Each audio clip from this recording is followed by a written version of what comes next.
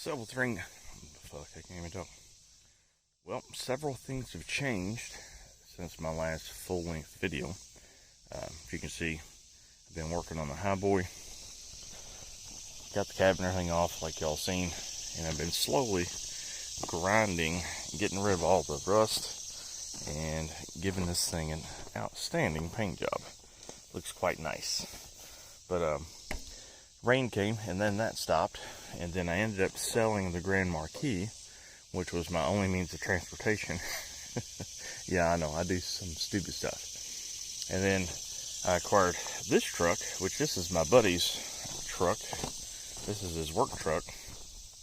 And he told me that I could use it, you know, all I wanted.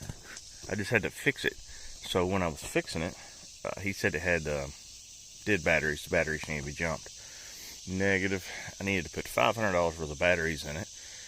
Then it needed a back pressure control valve. Then it needed a map sensor. And I also have to now fix that back pressure control valve and replace the pigtail that connects it and wire it into the wiring harness, because the isolator inside that connector is gone and it's causing an arc issue. And so every once in a while the truck develops a rough idle, or just rough running altogether. So I've been working on that. This is a damn good truck. This is a fast truck. He's got God knows how much money in this engine, but it was like his work truck, and he's got almost 400,000 miles on it. And this thing is, when it runs smooth, oh my gosh, it's a beast. Then I went and scoped out another truck to go along with this F-250. So I'd like to show you guys. Here it is, the new F-250. This is a 1977 F-250 Super Cab flavor Ford pick-em-up truck. It's two-wheel drive. And overall, the body, I'll have to give this thing probably an 8. I've not had a chance to really go over it yet, because when I first went to go look at it, it was about 8 inches sunk down into the ground, had grass all around it. So I really haven't had a chance to crawl underneath this thing. And so I'm just, yeah, you guys will be seeing it for the first time, just like me. The bed on this side looks good. Typical Ford rust, you know, up in here. Don't think that'd be a problem, which, if I'm not mistaken, I'm willing to bet that's got, I don't either, that solid steel rust got a lot of Bondo in it. So, anyway, it also looks like somebody took a paint roller and at one point in time rolled it black, because it was blue, this baby blue. The guy was cool enough to give me the original steel wheels from the truck, which is cool, plus all the garbage. The inside of the bed is in excellent shape. I mean, from what I've seen, there's no rust holes, no nothing. Like, this is a very unmolested bed. It's got all the proper accoutrements. It's got lights, marker lights. It's got a bumper. It's got a damn good, nice looking tailgate. Look at that. I don't think there was anything thrown inside this truck. So, that's definitely cool. This is a man's tailgate. When this tailgate drops, the bullshit really stops. So, it's got all its tail lights and stuff. And the only thing that sucks is they pulled it over here where I told them not to pull it, was down here in the mud. Here's the, I don't know if you can see it, but here's the right side. This fender wheel is going to need quite a bit of work, but it's not a big deal. It's a lot better than the bed I got. And it looks like somebody, I think he said a tractor came off a trailer and the tractor sideswiped this side of the truck, which, unfortunate, but it's not the end of the world. There's no creases except for right here. I think I can get inside here and probably get that pop back out. It's got a little booger in here and it hit this door a little bit, but again, I may be able to fix it. The body gap's not hurt too bad, so I think I might be able to get that to where it's close. But the door still opens and shuts perfectly. So here's the interior. They've put, I think these probably came out of a F-150 or a Ford Ranger, maybe. I like that it's got this thing. Now, the floor condition, I don't know. I do know the driver's side's got some rot in it a little bit, but the kids said it was overall in good shape. Like I said, I figured I got some yeah, I got some patchwork to do over here. But it's got some fancy gauges. Look, it's even got a glove box. You know, it's got a headliner and it's got a back seat. And from what he was telling me, the way the seat folds down, it makes a bed. Like it's flat, you know? So I'm like, okay, that's kind of cool. So it's got the little bitty steering wheel, which that'd have to be addressed because even though it does have power steering, little steering wheels are stupid. So, yeah. It's got all the things a truck needs. This window rolls down just fabulously. Yeah, let's leave her down right now. The only really bad rust area to this truck that is noticeable is up here on the cab corner. Now, only God knows what all's going on up underneath here. So, I'm going to have to probably do a lot of reconstruction on this lip. But, a year ago, this was a running driving truck. This was the kid's everyday driver. And he said it did really good. And I don't really have any reason to not believe this kid. Real nice kid. We had something in common. He had a tick-borne disease. It was something that made his blood toxic, or it made his blood cells eat themselves. And so at one point in time, he was a Make-A-Wish kid. And he had a 79 or 78 Ford F-250 or F-150 four-wheel drive. And then Make-A-Wish reached out to him and was like, hey, yada yada. Was wanting to like take him to Disney World or some stuff. He goes, well, can I get my truck fixed instead? And they were like, sure. So they took his truck, which he still has today. He'll never get rid of it. They did a full restoration on this thing. I would call it a resto mod because it's got a lot of aftermarket goodies. Man, this thing looks like it just rolled off the showroom floor. And he told me if I want to, I could come up and make a video on it. And he'll share his story. But I was kind of curious if you guys would like to see that. If so, I can make it happen. I mean, he's a really cool kid. He's got a couple other old cars he works on. And he drives the 78 F-150 as a daily. A different one. That other one, it doesn't even look like it's ever been dirty. And he takes it to car shows like children's charities and stuff like that. So I thought that was pretty cool. But anyway, it's got all the bumper decorations. It's got bumper decorations. Yeah, it's got all the bumper decorations.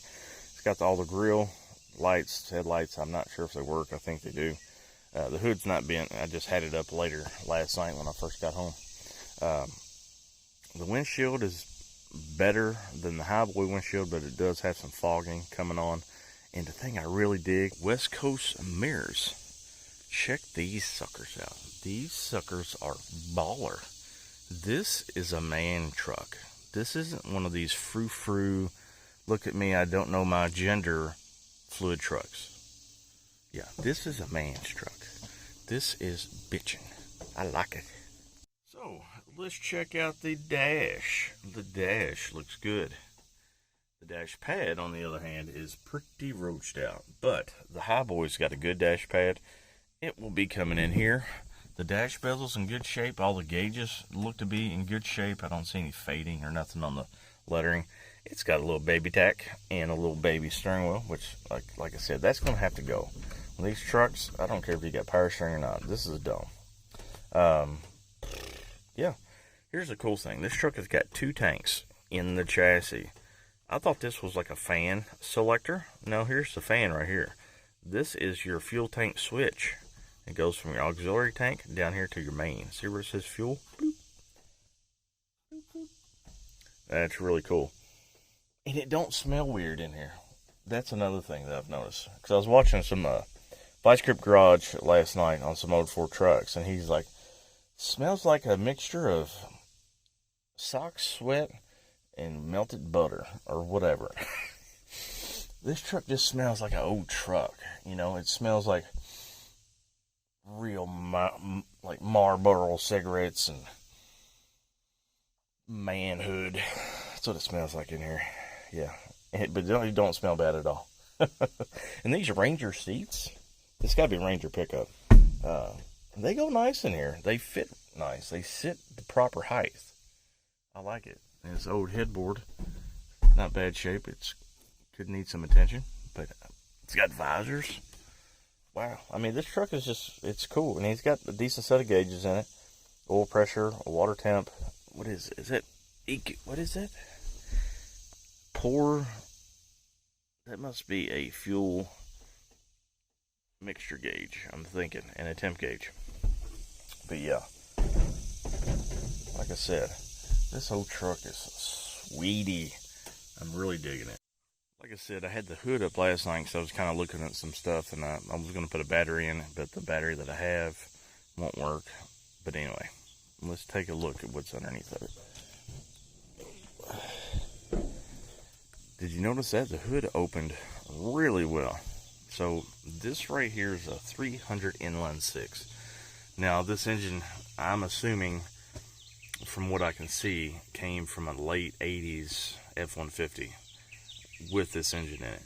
It could have been an F-250, but what kindly tells me that is it doesn't have a mechanical fuel pump. It's got an electric fuel pump, and the mechanical fuel pump location is blocked off.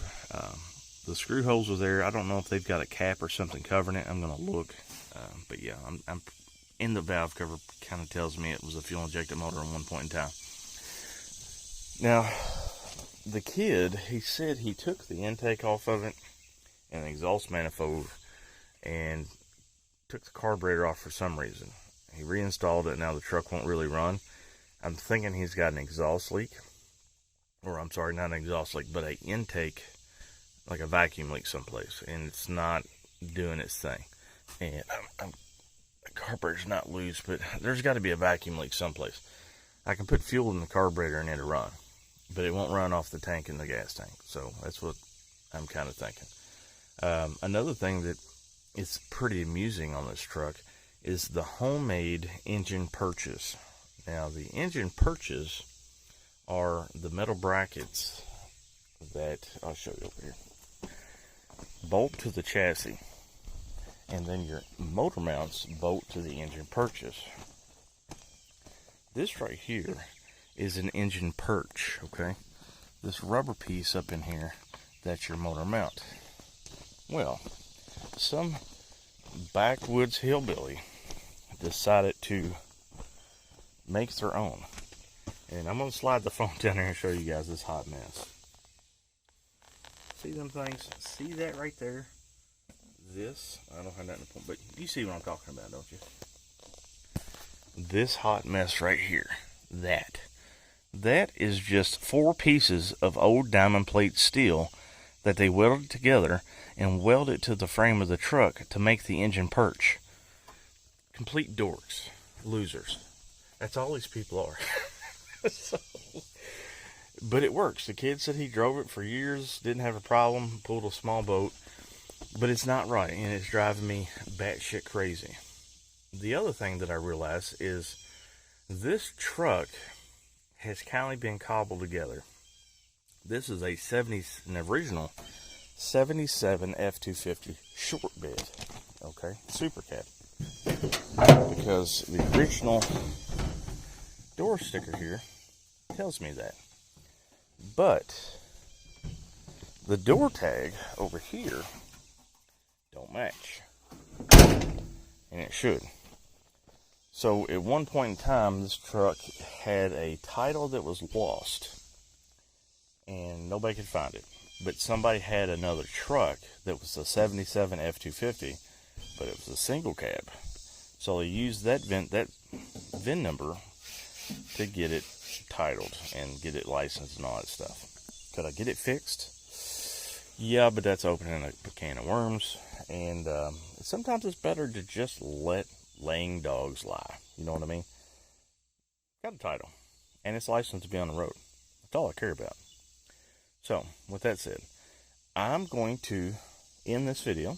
I'm going to get in here and try to get this thing running and move it, because like I said, he put it not where I wanted it, which was here, which is cool. They did the best they can, which they could. I didn't have my big spotlight on last night, so they were in complete darkness. So, they did okay. So, but I just want to introduce you all to the new F-250. This is going to be my daily driver as well. Some of y'all may not have known that I actually ordered a brand new 2022 F-250 trimmer But when they told me it was going to be $88,000, not including the dealer markup of $3,500, and I decided no, I don't want to be a part of the matrix.